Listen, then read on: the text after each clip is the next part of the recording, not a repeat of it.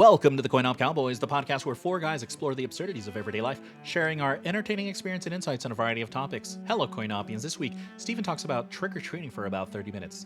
Can you guess what disgusting turd-shaped candy he enjoys shoving down his gullet every year? Yeah, you know. But first, Chris talks about a pair of silly lions that killed about 150 people in the span of 6 months. Well, do you think Steven will be able to stay awake for the entire story? Stay tuned. Drop us a line if you want your comments and mail heard on air. Our email address is coinopcowboyspod@gmail.com. That is coinopcowboyspod@gmail.com. Like and subscribe, follow and rate us. Be sure to spread the word about this episode to your friends. You don't want to miss this one. You can find us on Spotify, iHeart Radio, Apple and Google Podcasts, and now on YouTube. So, yeah, go on YouTube. Find us on YouTube. We release an episode every week, so go take a listen to past episodes and get all caught up because you deserve it. Now, if you haven't noticed, we're on video. It's very exciting. You finally get a chance to gaze into the eyes of your favorite cowboy. Yes, it's true. It's true. You can. You're welcome. Well, anyway. Yeah, this is a very special Halloween episode. We worked really hard to put this together. So this is part one of our two-parter. Next week will be part two. So stay tuned for that. Yeah, be sure to like, follow, subscribe. Again, we're on YouTube. No big deal. But go follow us there. Go view our videos, whatever it is. Anyways, without further dudes, enjoy the show. This is the only way it comes. This is all I get. I thought you were taking pills to help it grow. I need it. I'm not on the on cycle right now. I'm off my cycle. Like a period? Yeah, spin the wheel. All right. Ladies and gentlemen, welcome to another episode of the CoinOp-Cowboys. I have the boys here, and we're going to have you guys introduce yourselves in the order that you're in. And, of course, you are in the perfect order. This is actually going to be a part of a series that we have for you guys. It's a Halloween series, a two-parter. Part one this week, and next week we'll have part two.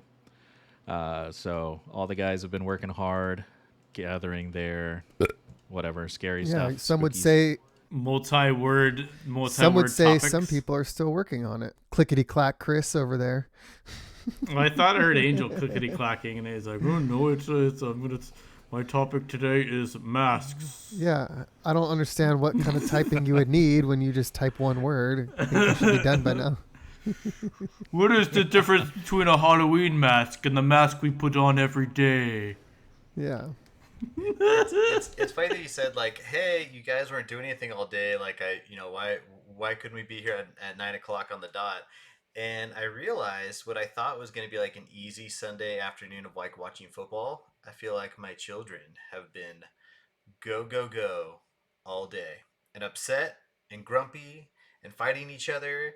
And it was actually, I got probably right about 7:30 is when I finally got a little bit of peace to start working on my stuff. But it's going to be my kid's been fine. fair. My cat That's is fair. fucking out. I will pay anybody $1 million to fucking take my cat. And I'm on my way. Please have the check in hand. It is currently clawing at the bottom of the door to try to get to me for I don't know what reason. It missed you. I don't care. It doesn't ever shut up. I just It want has to shut the feelings fuck too, up. Steven. Just shut up. You fucking narcissist. I don't give a fuck. Ooh. Ooh. I'm going to take it to the woods. I'm going to leave it. This is all recording when we find out that Steven was a serial killer. He's like, oh, who's surprised? Yeah. Proof is in the pudding. All right, gentlemen. This is your question. I'm going to introduce you in order. And your question this week, you find a magic pumpkin that grants Halloween-themed wishes. What's the first thing you wish for, and what are the unexpected consequences? Again, you find a magic pumpkin that grants Halloween-themed wishes. What's the first thing you wish for, and what are those unexpected consequences? We're going to go to the person on my right, which is Steven. Oh, great. Hello, everybody. Steezy up on the mic. I'm a world traveler now. Euro trash mustache. And a lot of judgment on that. It's okay, though, because we're thriving and surviving, baby. I found a Halloween pumpkin. It's going to grant me some wishes.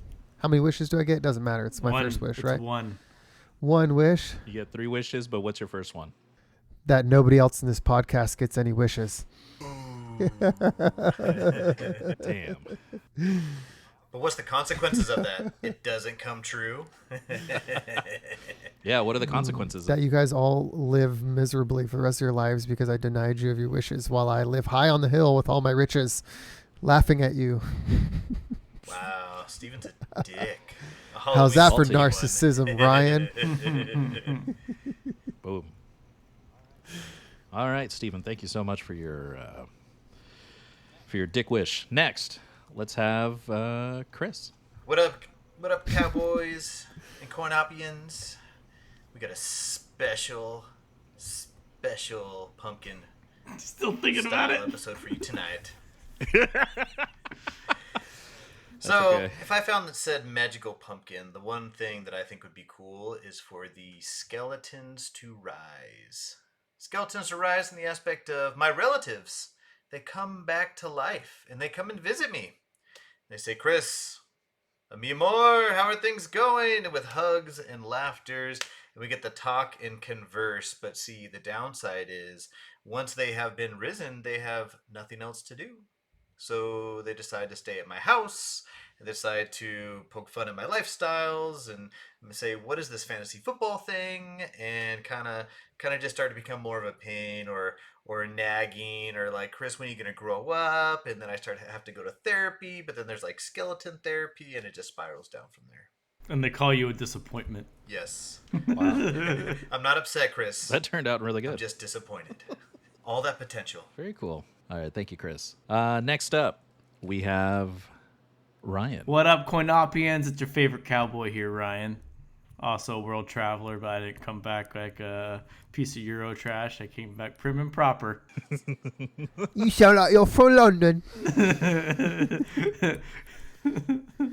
Anyway, if I got this magical pumpkin from the Blumpkin factory, I would wish for fast passes to all of the local haunt events, so I would never have to wait in line for any of the haunts. Nice, dude. But the Nice. unintended consequence is that fast pass would only be for me, so it'd be very lonely.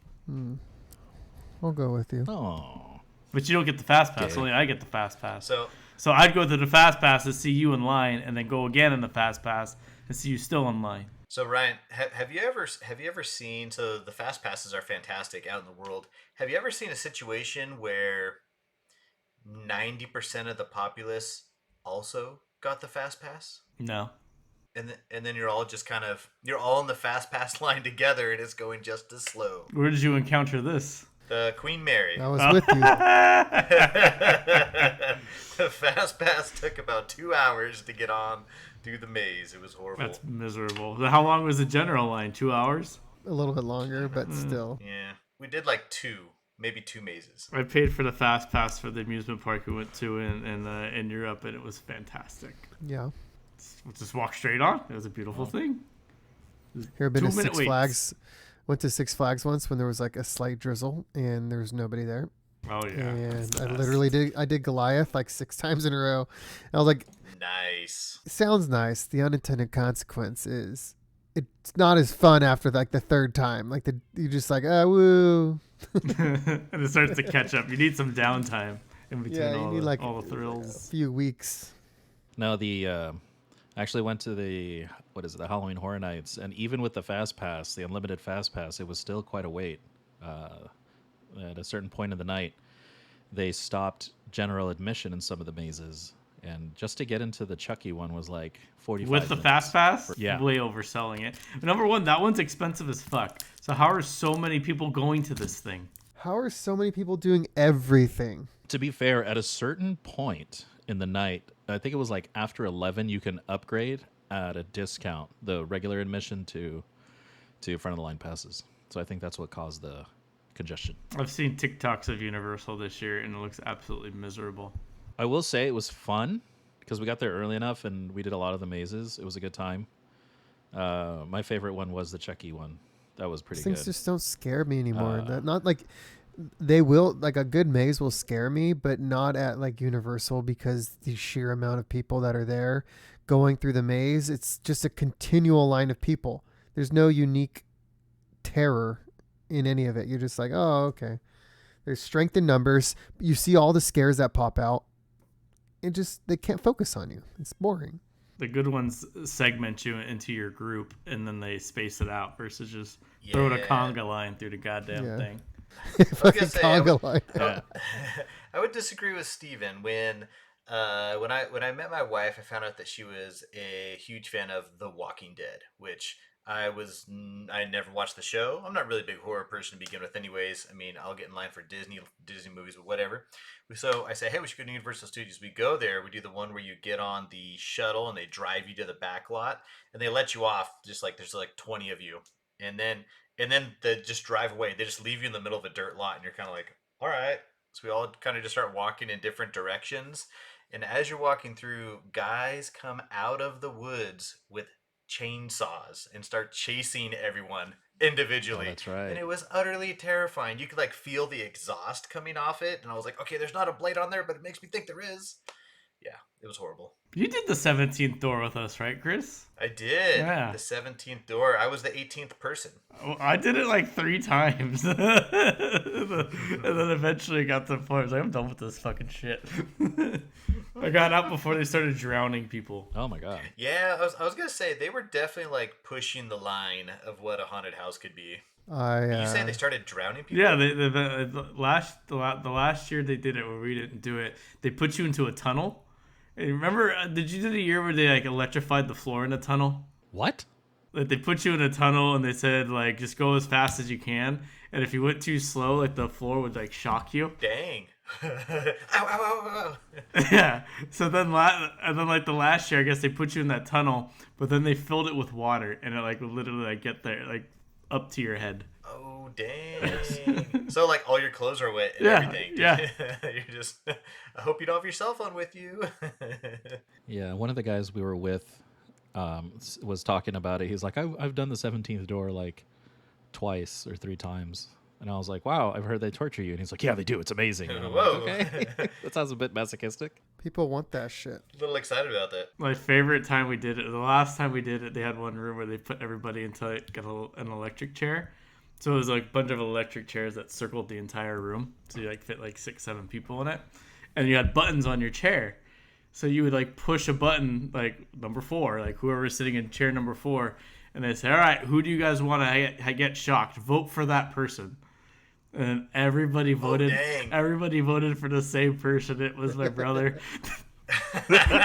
And seeing him scream and squirm and just scream out the top of his lung about how much it hurt.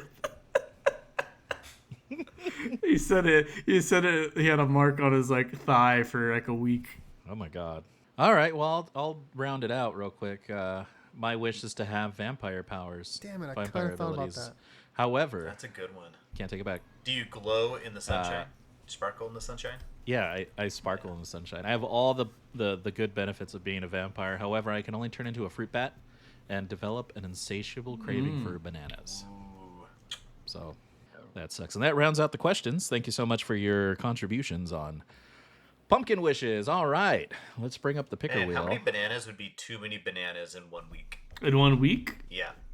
I think 1 banana a day is good. 2 bananas is pushing it. 3 bananas. So 21 bananas is too many bananas. Yeah, well, I was going to say, what about 1 banana per day for a month? I could do that. I could fuck with a banana on my drive to work every day. Steven, wake up! Let's go ahead and spin that wheel. Spin your fucking wheel. Yeah. Here it comes. Oh, there's so many things on there. Oh, Hey, it's Chris. good night.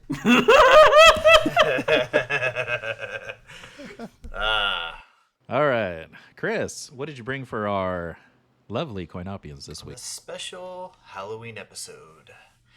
I want to invite everyone to get real close to the campfire. I want to tell you a story.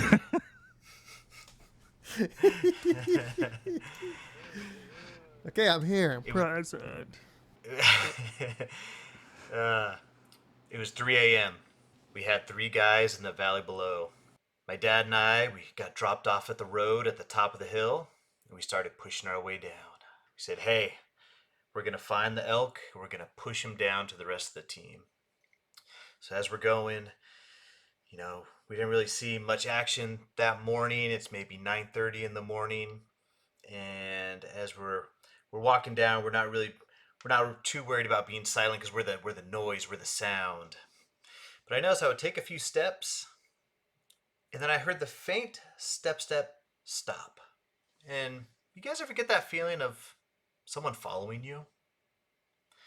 I would turn around, I would look through the woods, wouldn't see anything, so I would take a few more steps, and then I would hear that step return. And I look again, see nothing. I started taking my steps a little bit quicker. I worked my way down the hill.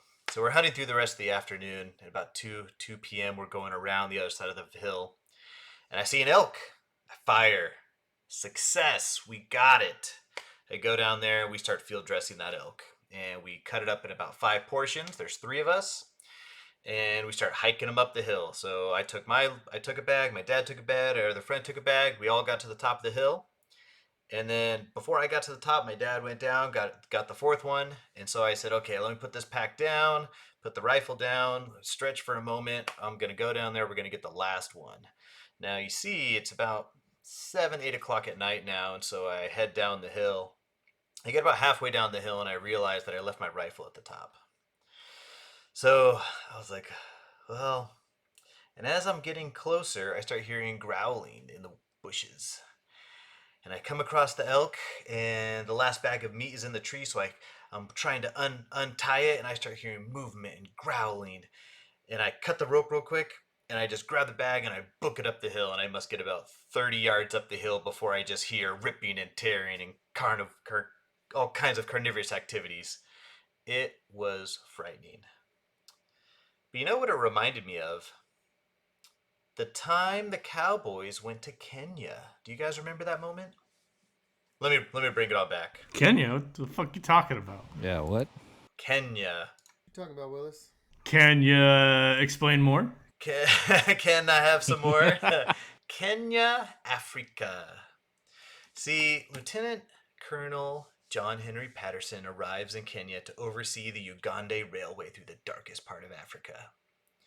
Pitches his tent, gets all set up with the men and supplies. It's been 3 weeks. The Cowboys have been here, working away, no problem. Darkness settles. The Cowboys were set up in the tent at the edge of the camp. Uganda foreman Ugan Singh asleep, all in the tent together. Suddenly, the Cowboys are ferociously woken up by Singh yelling. The only bit of sound that he could get out was help. And he reaches out for Ryan. And Ryan. I'm so confused. Is this literal Cowboys? I think he's trying to do a ghost story. So reaches out for Ryan's hand, and Ryan reaches out and he misses it. And Ryan, he disappeared into the darkness with the sheer horror on his face. What did you guys do? I grabbed my satchel and started rummaging through my belongings. Yeah. Anything in particular you were looking for? My flare gun. Wow. Good idea. With the Mad Libs.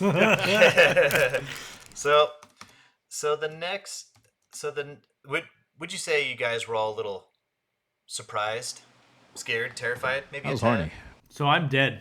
It was no, the other guy left. He's That fading. wasn't me. I thought I flew off into the Yeah, darkness. I was just describing of this guy getting, this bunkmate next to you getting pulled out. You guys are like, any questions on what you think that might be? Any concern? Well, the next morning, the Cowboys get out with Patterson and they look around and they find footprints. Lion footprints. But you see, it wasn't just lion footprints. There was heel and handprints describing the poor guy as he got carried off into the African grass.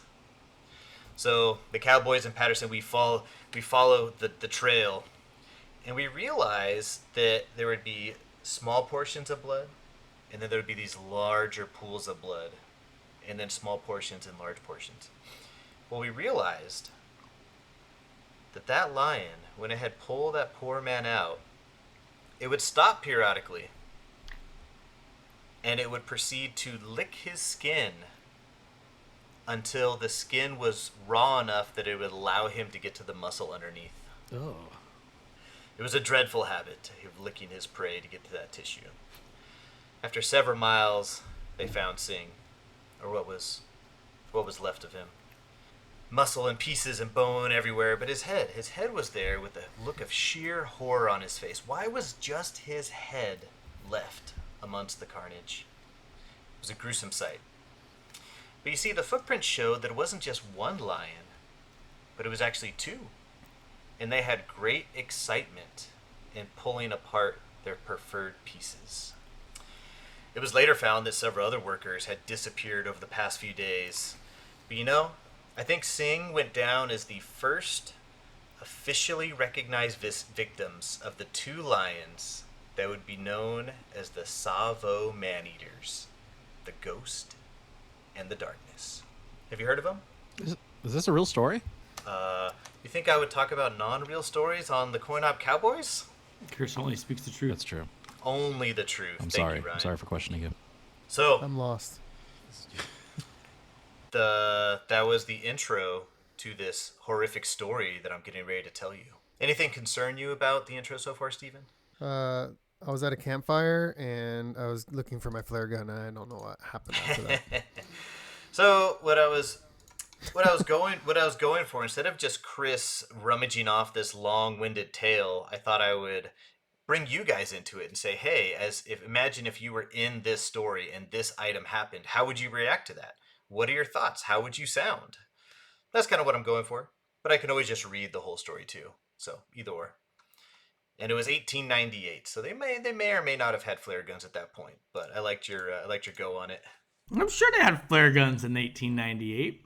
Yeah, I mean they had firearms, they had fires, but did they have flare guns in the middle of Africa? I was 10 years old in 1998. 1898. Oh. Good news, Chris. The flare gun was invented in 1859. Hey! Perfect. Let's get some on down there. So give Steven his goddamn flare gun. So the next night, Patterson, worried, he said, I'm going to make a platform and I'm just going to wait for this sucker. So he just got up there and he sat there with his 303 and his shotgun and he said, I'm just going to wait for that guy to come on. About midnight, he begins hearing periodic roars. Some over here in the distance, over there to my left, a little bit over here behind me. Sometimes they were close, sometimes they were far. Why would they announce their arrival? Right? I mean, if there wasn't so much grass around, he could probably pick one off, but he just hears them periodically. So for 3 hours, it's all just periodic roarings. Then it got quiet. And he got concerned. He said, was that it? I didn't get an opportunity to fire. I didn't get an opportunity to shoot. Suddenly, hundreds of screams arose. He stayed on the platform until sunrise. Because he said, by no means am I going to crawl down this platform and walk through the grass back to camp to see what was going on. When the sun awoke, he went down there and they found that a lion, who they thought would have stayed at the perimeter of this camp, was actually going in and out of the camp, through the camp, and picked a person off in the middle of the night. That sounds sus. We should have an emergency meeting. Right? So start talking about it. So what would you say... If this happened, so from that moment, there was 7 more victims in 8 days. Imagine you're with this, there's probably 8,000 of you guys spread out amongst these camps along 8 miles, and you start hearing these screams every night and someone getting picked off. What do you do? I think my odds are pretty good. How so? There's only 365 days a year. If on average one person's dying every night, chances are I'm going to be okay. I'm just going to hang out. I like it. Okay, first of all, I'm digging a hole. Okay. Like a grave or a hole? Just like a hole, and I'm going to make my bed in this hole, and I'm going to put a piece of plywood over it. So Don't confuse it with your shitting hole. Ryan, the shitting hole is at most 12 by 12, so I can't really sleep in there. This is going to be like a grave size hole. 12 by 12 feet? 12 inch by 12 inch. Oh. How big are your poops? That's why I was concerned. He said 12 by 12, I assume feet. My poops look like a baby forearm. Solid. They stretch your asshole as they come out, just popping blood vessels and making hemis. Ashy black baby. No, you know how I keep from popping blood vessels when I poop, Steven? Squatty potty. No. I created the pumping method. Pumping method. Oh. That's when you pump back and forth. You know? Oh, you pull it in, push it out, pull it in, Yeah, push it's it like out. you squeeze, you contract, and then you retract. You contract, and then you retract.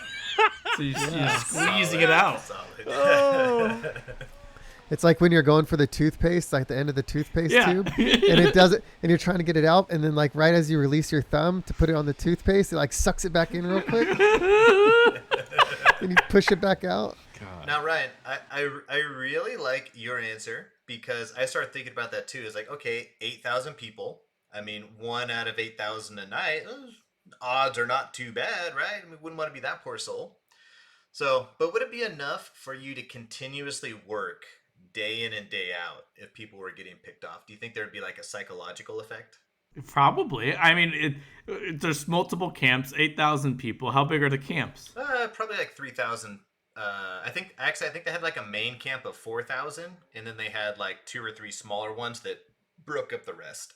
They were like an advanced camp closer to the bridge. I feel like I've seen this movie, Chris. Is this a movie? It's real life, man. now, Steven, I like your engineering and your ingenuity. You know what? I'm just gonna dig a hole, and the big bad man eater can't get me. But let me. I'm gonna be the least available. Let me get this straight. You're just gonna dig a hole, and then you're just gonna get a piece of wood and put it on top of you. Now, if this lion, who can smell fantastically, can smell you in that hole, are you telling me he would just have to like push the piece of wood aside, and it'd be like it'd be like opening up a fruit cup of Steven? Okay.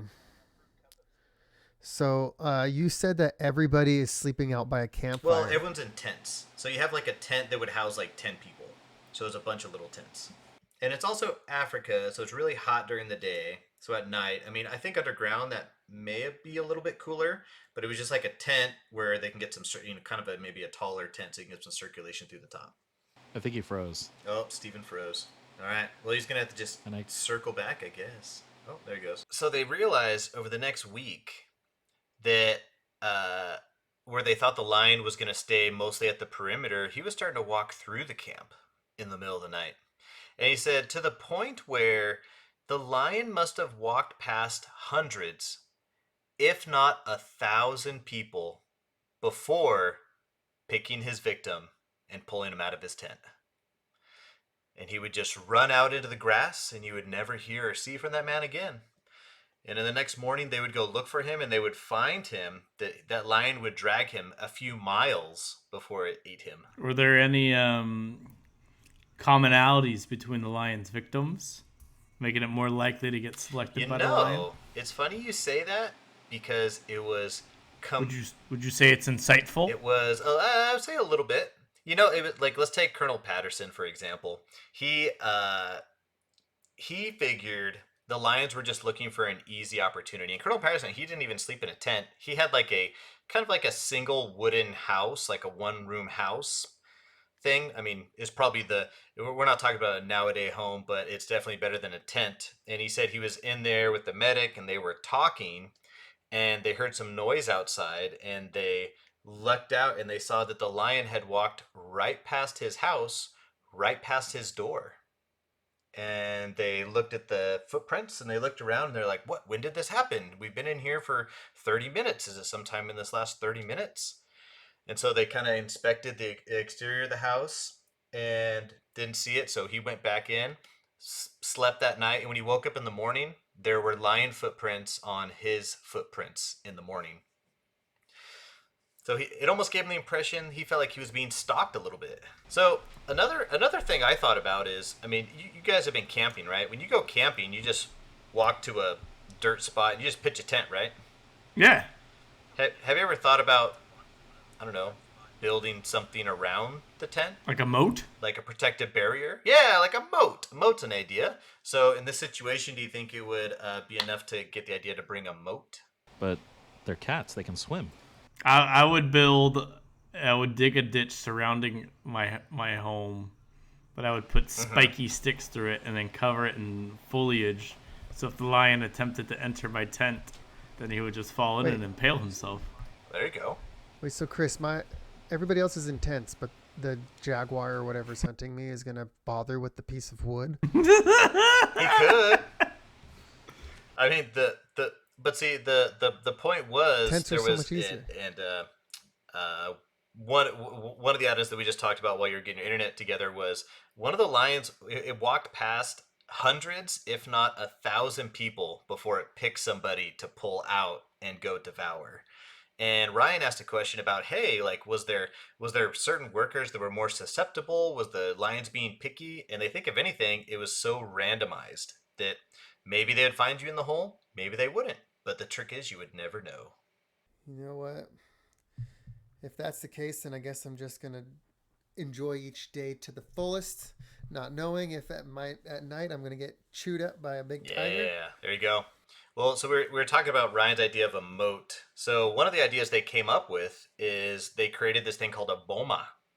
So they gathered together all these large, thick, prickly bushes and made a big wall of thorns, and they got the camps real condensed, real tight, big wall of thorns. Hey, that's gonna stop the lion, right?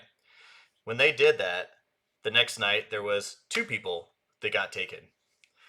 And they're like, what's happening? Are they going through there, realizing the lions would grab the guy in their mouth and they had enough strength to jump with the person up over your thorn wall and then go out into the savannah.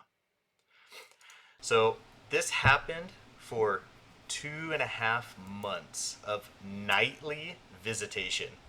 And Colonel Patterson had 0 shots. He did not have any clear shots. The Indians called it the ghost. The Mahaganes called it the devils. The Africans simply called them lions. So they realized. He was like, he made a portion of the wall weak in expectation that the lion would come through the weak spot and he would wait at the weak point. And the lions would attack the strong point. But then the next night they would attack the weak point twice. And so next thing you know, he said, hey, they had like a field hospital that was a little bit of a shack, a little bit more of a secured building. And so they figured if you're in the field hospital, you're not in a tent, you're probably doing a lot better, right? So the lion jumped through the air vent window towards the top of the wall, landed on 2 patients in their medical beds. Imagine being in the hospital and a lion lands on you. So one of the guys who was injured, the lion grabs him and begins to run with him. And so he sees this big old table. So he grabs the leg of that table and he's like, as long as I hold onto this table, the lion's not going to get me. Right? Wrong. That's no. They found that table in the thorn boma. That man held onto that table and dragged that table almost 100 yards. And he let go of it when it got stuck in the thorns as the lion brought him through the thorns. God, talk about stubborn. Right? They had another idea. Sometimes they would put like goats out. And they said, hey, I'll put a goat here. And they took a wagon and then they put another wagon on top, almost creating like a tank. And they hid inside the wagon looking at the goats. And they said, hey, when the lion comes up, I'll get him. So, but the problem was they would hear weird noises throughout the night. And they were having a hard time figuring out if it was a lion or not. And then lo and behold, they see a dark spot in the grass. And he's like, hey, I think that's a lion. The other guy's like, no, I don't think that's a lion. He's like, you know what? I'm going to go out there and poke it just to prove to you that it's not a lion.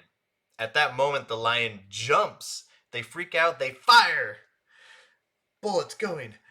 And they don't see anything. They don't see anything. They don't hear anything. So in that instance, do you get out and check for blood? Yes. Got confirmed to kill.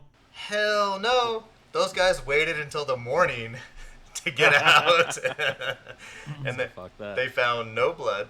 They found no evidence that they had hit it. Well, they've been dragging him away like 100 yards anyway, so from the get-go, so I wouldn't imagine they'd find blood. Yeah, but yeah. So then, after that moment where they fired, there was 2 months of zero action. What do you guys think happened?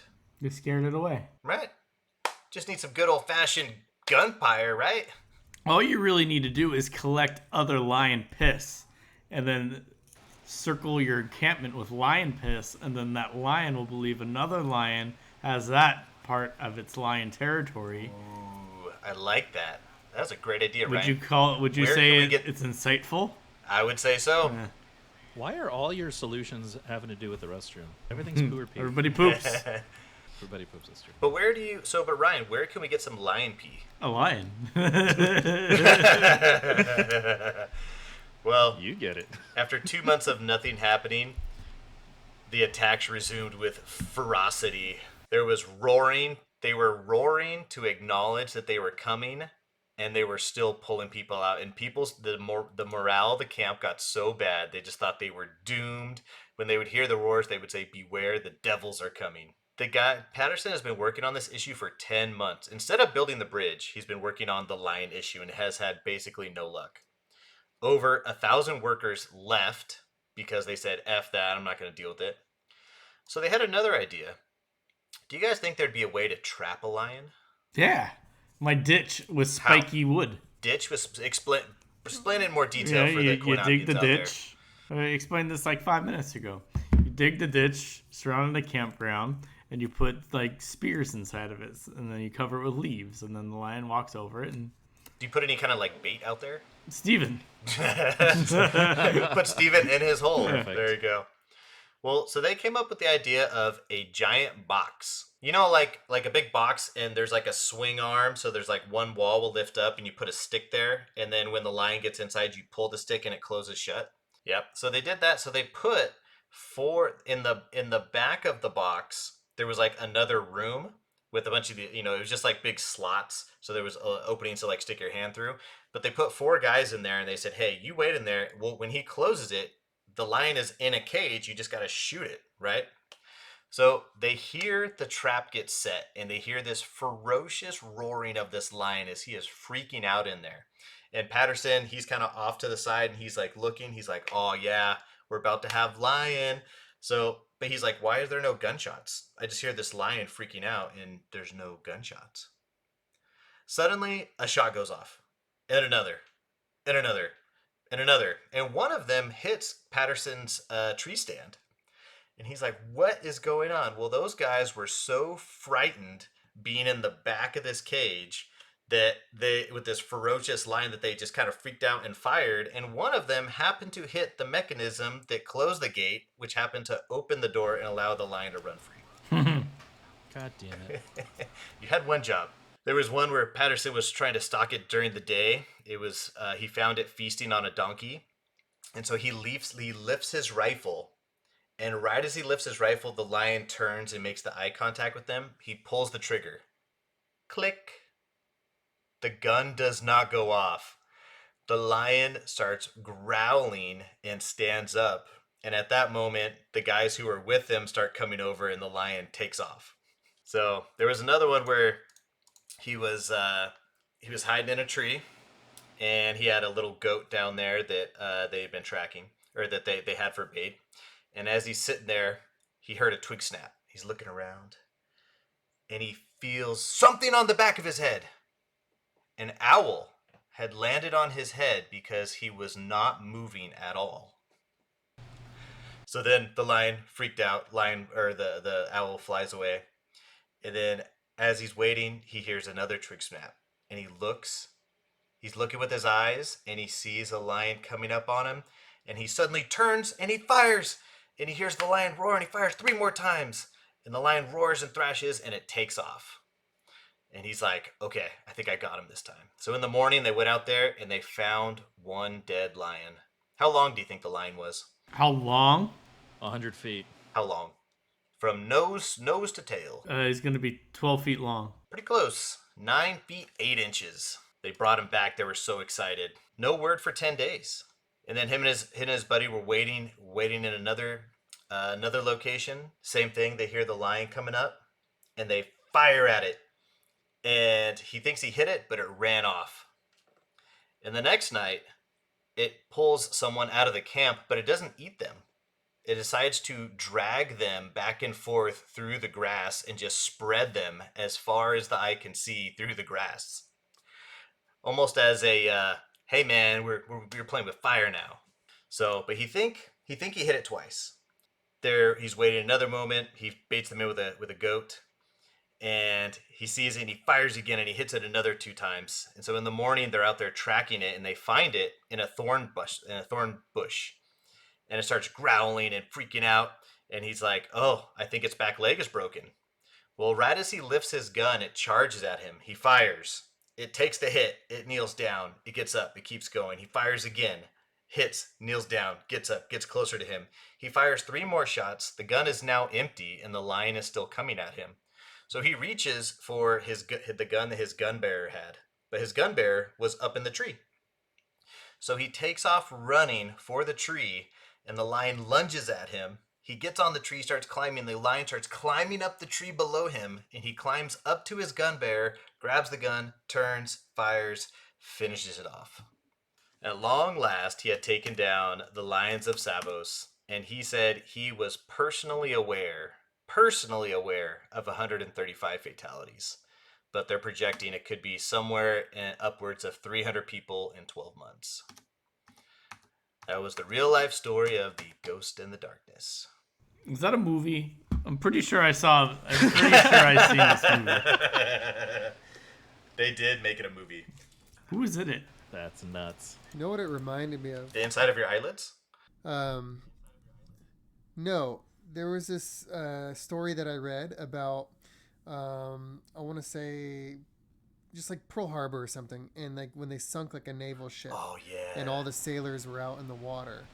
And like every night, the sharks would come and like slowly pick off people like one by one. It was like a true story. And so like there was like this mental torture that was going on because every night they wouldn't know who was going to get taken.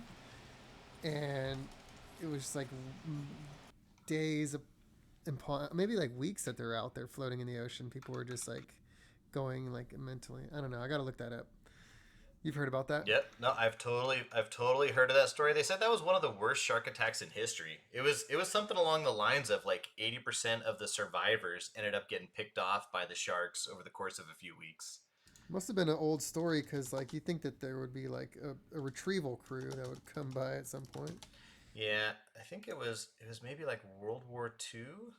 Yeah, World War II. The Japanese sub sank them. 900 people bobbed in the water for 2 weeks. Oh my god.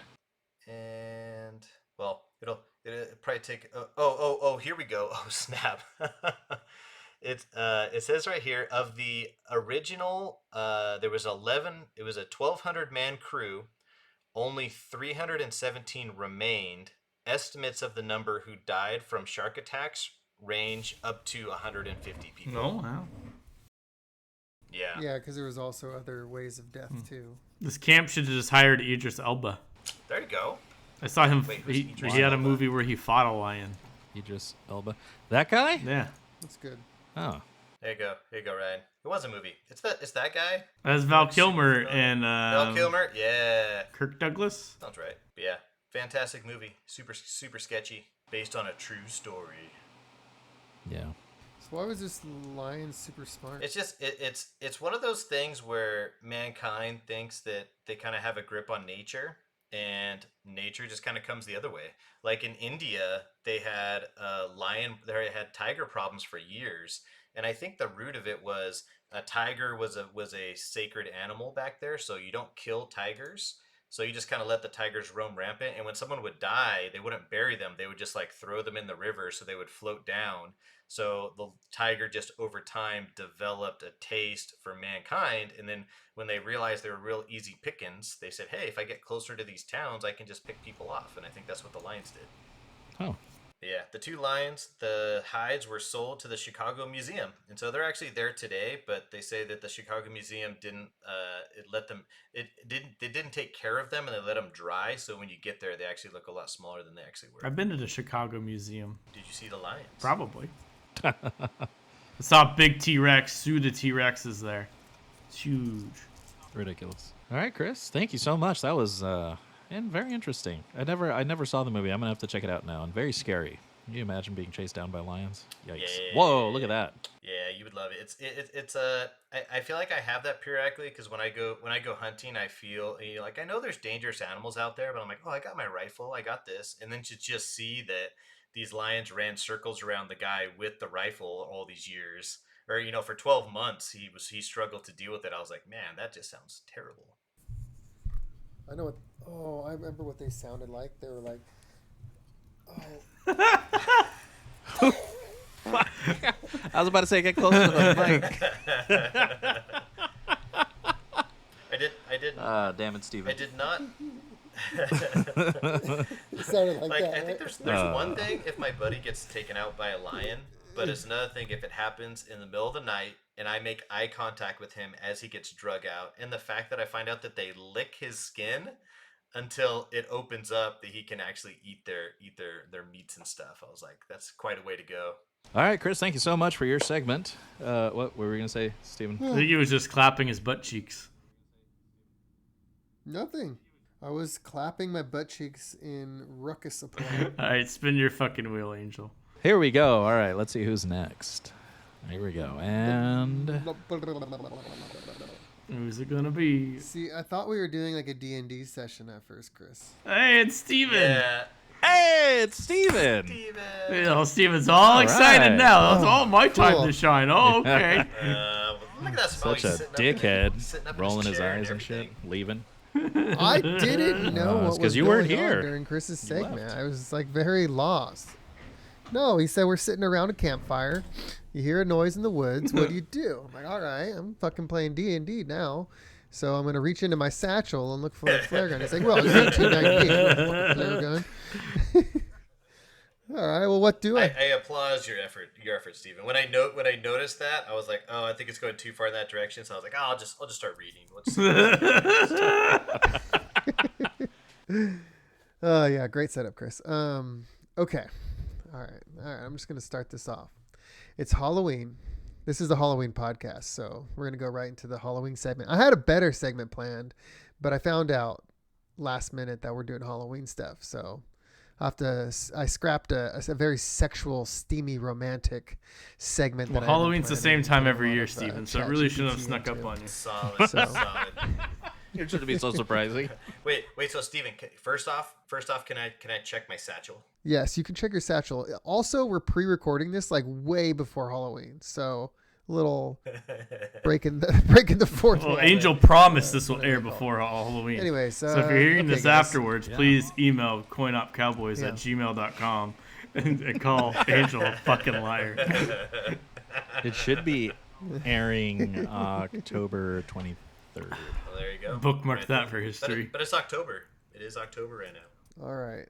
Angel, cue the music. Everybody put their nostalgic hats on. It's time to go back in time.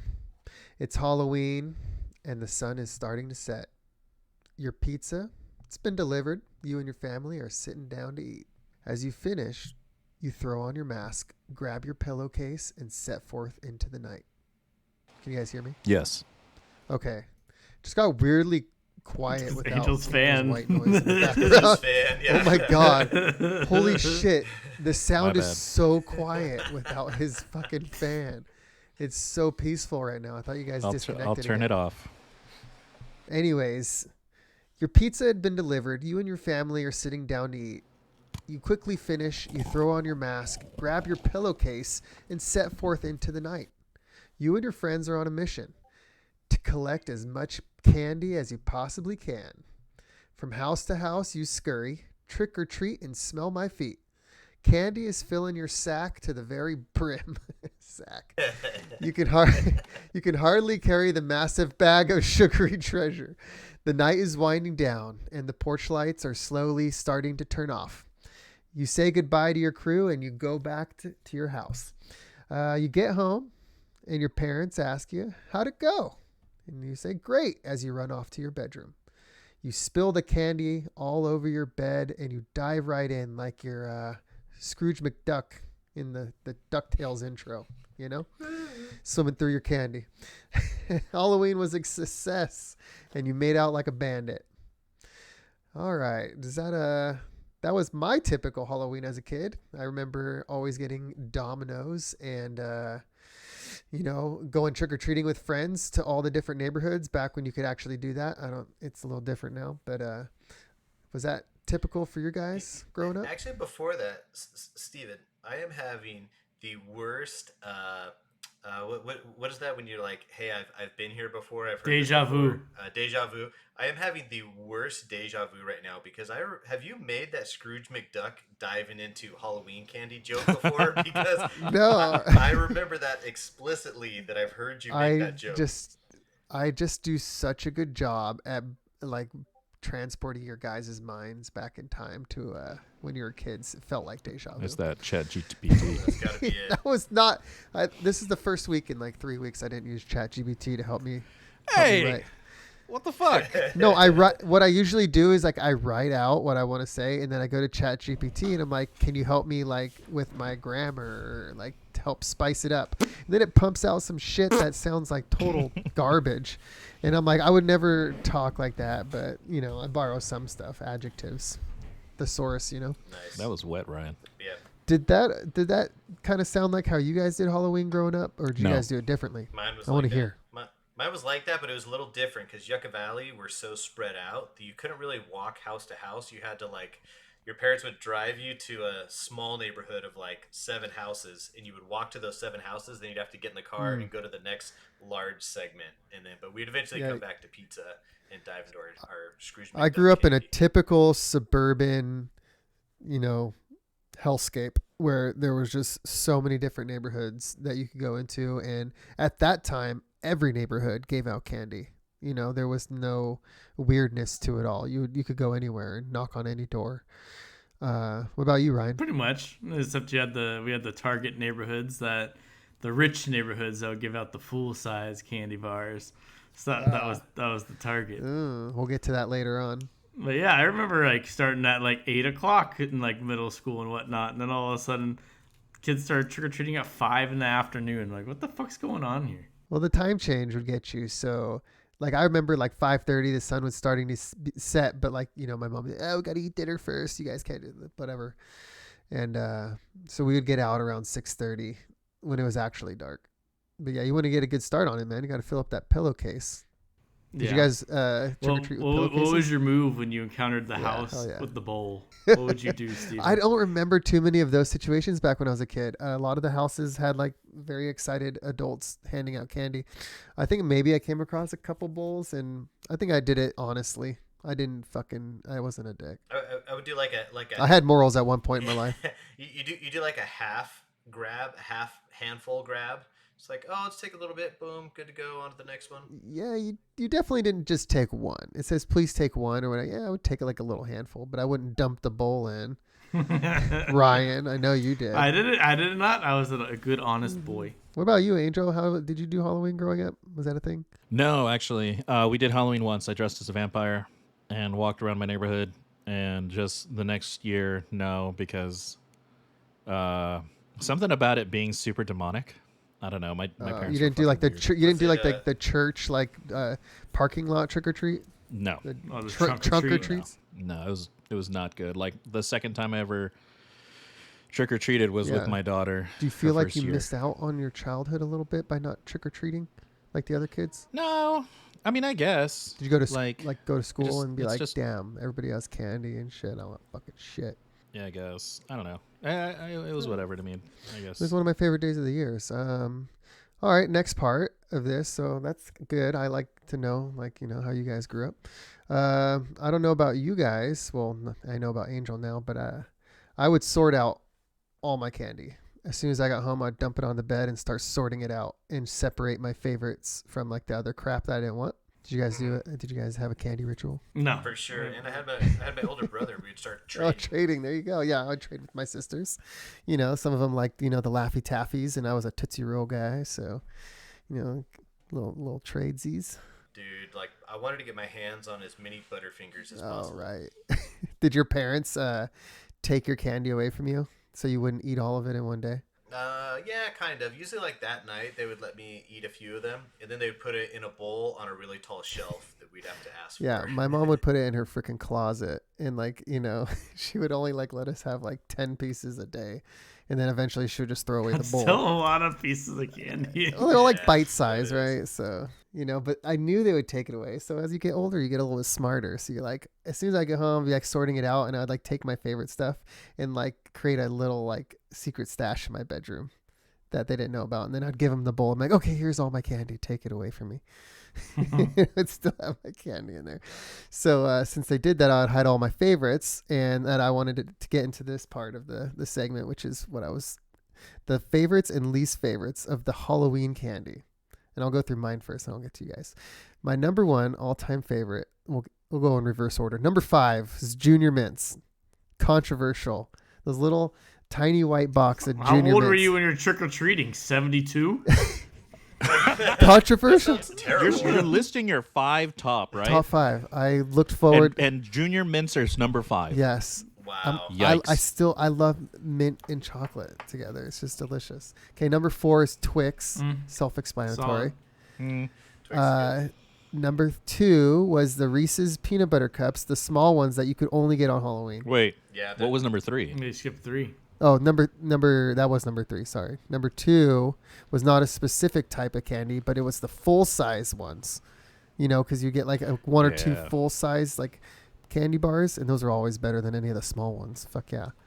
And the number 1 was the Tootsie Rolls and all the. Oh, variety you of flavors of motherfucker. candy. The first thing I thought of when it said worst candy was fucking Tootsie Roll.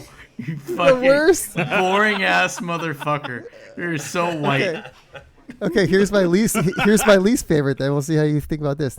Number 5, the banana Laffy Taffies. Ugh. That's pretty bad. I don't know. Number 4, bottle caps. Oh, fuck Ugh. you, Steven. Those are delicious. Those are good. Those are good. No, they're not. Number 3, any sort of bubble gum. Like, fuck bubble gum. I don't want bubble gum in my. Yeah. It's like the shittiest of shitty bubblegum. Like, too. they gave you like the double bubble. Number 2, that weird pineapple or strawberry hard candies with the gooey center that were like totally off brand, and they.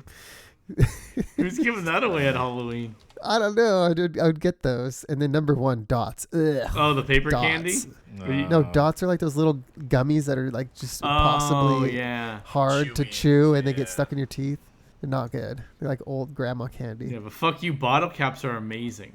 Oh, whatever. Some of them taste like root beer. You got the cherry cola in there. Yeah. They melt in your mouth. It's a phenomenal candy. I'm looking them up. I on went with the Amazon. classics, I did like some of the off ones. Where like you get like a chewy, like the chewy spree. The little Oh, pack of yeah. chewy sprees. I like those.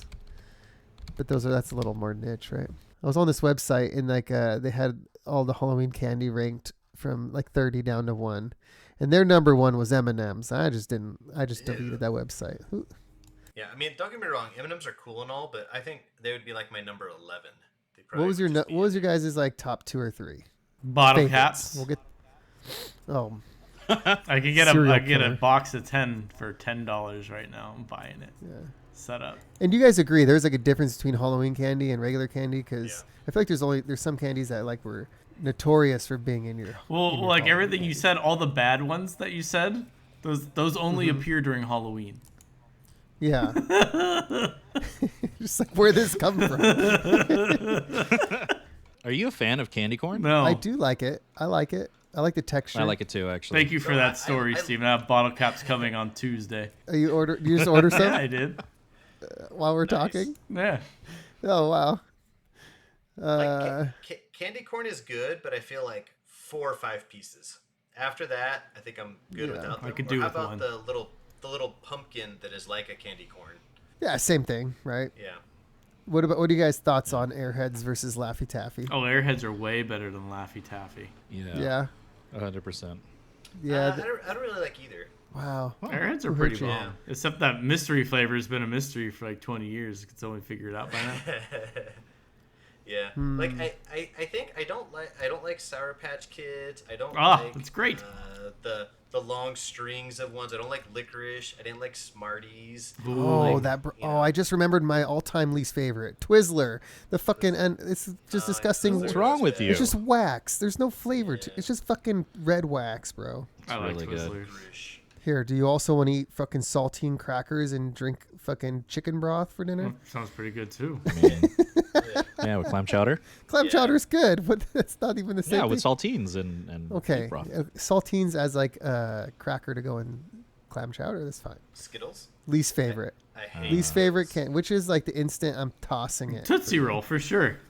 Skittles. Especially the, Give me the ones- I like Halloween the- Tootsie Rolls are fucking stale and shit. Like, no. You know what? The ones that are bomb are like the big like square logs. Like they look like You they're would cut like into that. segments. Yeah. Yeah. And then you at would some like point that. they decide to have like flavored Tootsie Rolls that taste like perfume or something. Yeah. Or the I like the vanilla. Oh man. bit o honey. Oh ew. Remember sugar daddies? Sugar Daddy. Hot tamales. You know, Hot honestly, tamales, I feel like my whole candy world is just like Butterfingers, Kit Kat, Reese's, M&Ms. Like if it's outside those four, I'm probably just not a big fan of it. I know you're a Twix man. Ooh, you know what Halloween candy I like a lot? The bones. Remember the bones? The bones? Oh They're yeah. pretty much just sweet tarts, but you open it up and it was just like a pack of bones, and you can make a skeleton out of it. yeah. What about those one candies, Spree? Oh, I love You get Spree. so many Sprees. I love You Spree. get so many. Oh no! Oh no! Not Spree. I'm talking about Smarties. I love The Smarties. Ones that's like the ones that you get so many of those. You're like, who likes this chalk? but didn't I John- do. When we were in London, I went to a McDonald's and it said, "Oh, now we have a new flurry or Smartie McFlurry," and I was like, "Oh fuck yeah, I'm buying that." But in London, Smarties are different. They're like M&Ms. It's very disappointing. I didn't know that stack of like rainbow colored chalk candy was Smarties. You know what? I didn't like them, but I'd still eat them anyways. Fuck it.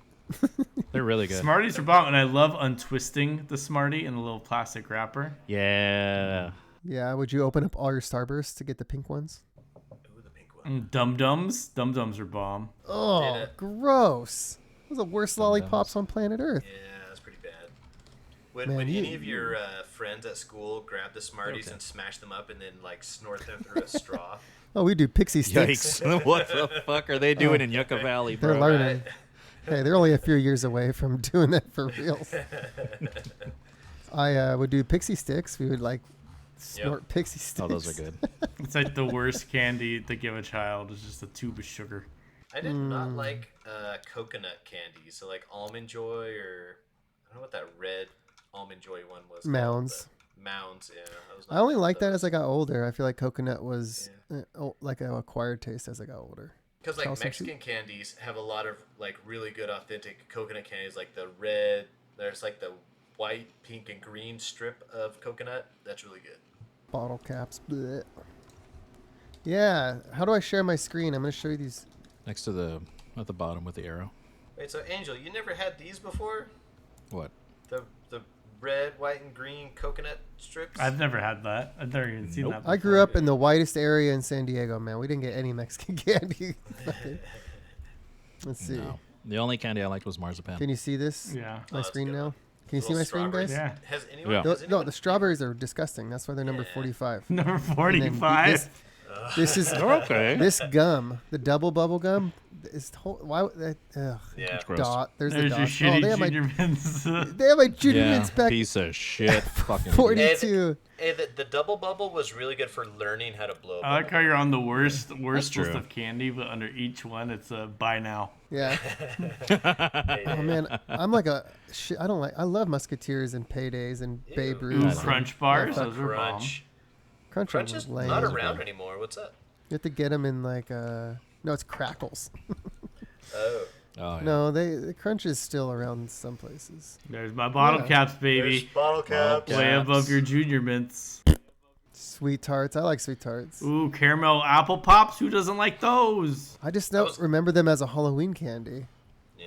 Though I used to get those when I was in junior college every single day. Rolos. Wow, I haven't seen those in forever. Do you ever put Oh, yeah. Do you ever put milk duds in popcorn at the movie theater? What the hell's wrong with you? Chewy, I sweet know. baby. Put my In Yucca dick Valley, through the bottom of the bucket. that's what the AO. In Yucca Valley, that was the recommendation. I thought it was terrible. They have candy corn listed as 6. That's pretty high. for Butterfingers that. 5, yeah, baby. To round out my segment, we talked about everybody's favorites, least favorite. Did we talk about least favorites? Is there candy you guys Tootsie Roll. despise? Licorice. Yeah. Yeah, Tootsie Roll's terrible. Do you guys have, Ryan, do you have any funny trick-or-treating stories, you little menace? No, not really. I was all treat, no trick. I was trying You to ever think poop too. yourself? No, I was trying to think of like stuff that I did. I like legit just by the time I was doing like menacing stuff, I wasn't trick or treating anymore. So The I feel like in elementary school and like elementary school era, we'd kind of go like house to house, like I was talking about. But then when I got into junior high, the local church had a gymnasium, and they would do like you go in there and you'd do like some kind of game, and regardless of what you did, they would just give you a handful of candy. So it was like a quicker way to go through all that. But they did have a car outside, and you could pay money to hit the car with a sledgehammer. Which I realized they must have raked in so much money because, one, I didn't realize how hard it was to actually damage a car that has had all the glass and breakables removed. But there was a guy that must have paid like a few $100s because he wanted to put a hole in the roof, and he just kept working it and could not get the hole through the roof. That's crazy. Did you guys ever hand out candy? Yeah, every year.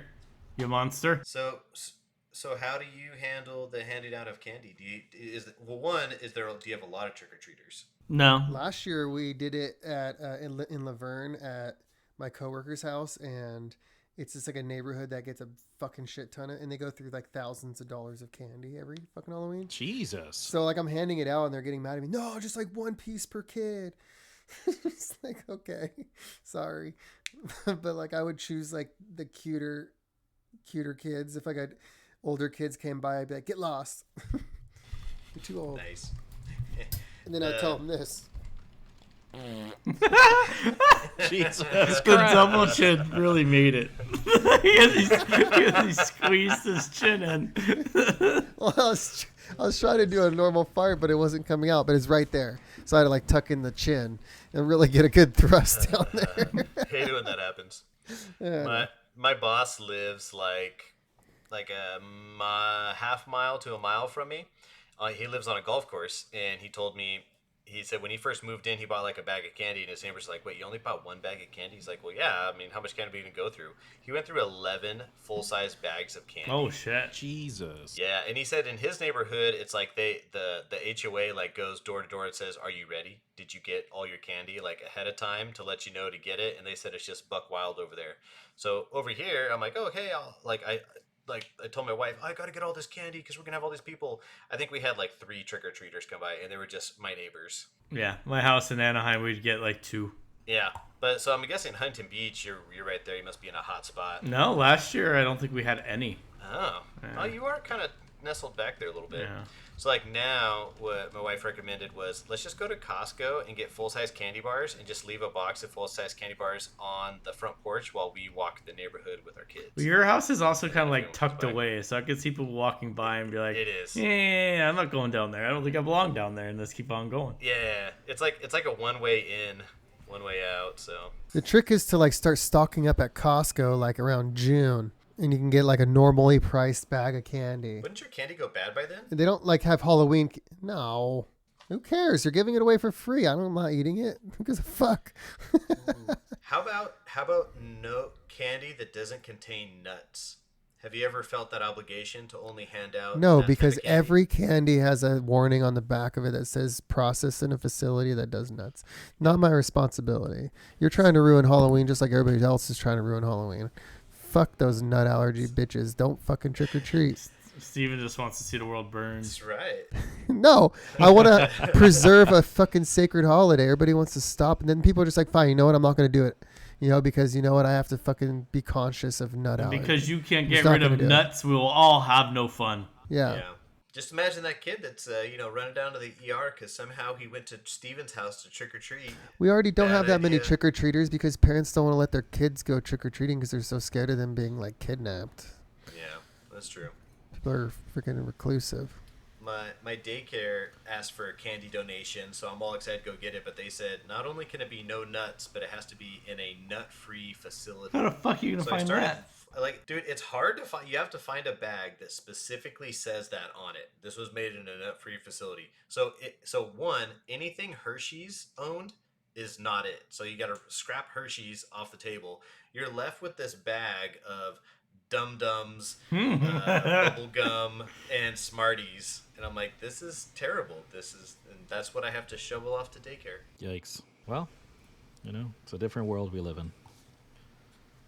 So, no, thank you, Stephen, for sharing. Wonderful to hear everyone's stories about trick-or-treating as children, everyone's choice for candy. There you go. Lots of... Did you ever poop your pants while trick-or-treating, Steven? No. You do have a built-in bag for the holiday. Because it was available, he was like, I don't need it.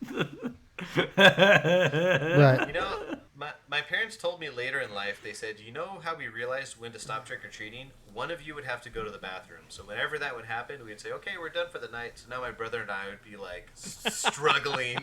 Just one more house. I'll just shit myself. All right. With that, I want to thank you guys for participating this night. Thanks for hopping on. I hope you, the listeners, enjoyed our first of our 2 Halloween special episodes. So, stay tuned for the next one next week. Please like, subscribe, follow, comment. Let us know how you would handle a lion attack, and what's your favorite and least favorite. Where can they ask those questions? Oh, they can ask at insert email. Where the fuck's the email? CoinOp-Cowboys-Pod at gmail.com. That's CoinOp-Cowboys-Pod at gmail.com. I left that in the last recording, the whole fucking insert email here. But it's in the description, so they'll see that tomorrow morning. Anything you guys want to say before we say goodbye? Good night, Cowpoke. I hope you have a beautiful evening. Be safe. Send me all your Tootsie Rolls if you're a hater. All your Junior Mints and Tootsie Rolls can come to me. Be safe. Be How aware. many Dress Tootsie Rolls would sexy. be too many? 1. Ryan, say that again. I cut you off. 1. No, your sign off. Here, sign off. Oh, be safe. Be sexy. Something. I don't fucking remember. You ruined you. I could just isolate his audio. It's fine. There you go. So, Steven, how many Tootsie Rolls would be too many Tootsie Rolls? Not enough. I could eat a whole freaking Costco-sized bag of Tootsie Rolls. I think we need to upgrade this Twinkie bet to the Tootsie Roll. Yeah. But I would enjoy it. How The many? Twinkie bet is supposed to be disgusting. How many do you think you could eat in one sitting? 30 minutes. How many Tootsie Rolls? I think I'd break my jaw. It's a lot of chewing. Wait. You chew Tootsie Rolls? You're a What's psycho. up? You chew your Tootsie Rolls? Aren't you supposed to chew just- them? Are you just I swallowing think Tootsie so. Rolls whole? You fucking- Deep. and I'm the I get cereal. the long throating. ones. Oh my god. Get the big Oh long one. oh my god. Then you get the fat ones too that work out. So. This guy calls me the serial killer. He's just deep throating Tootsie Roll locks.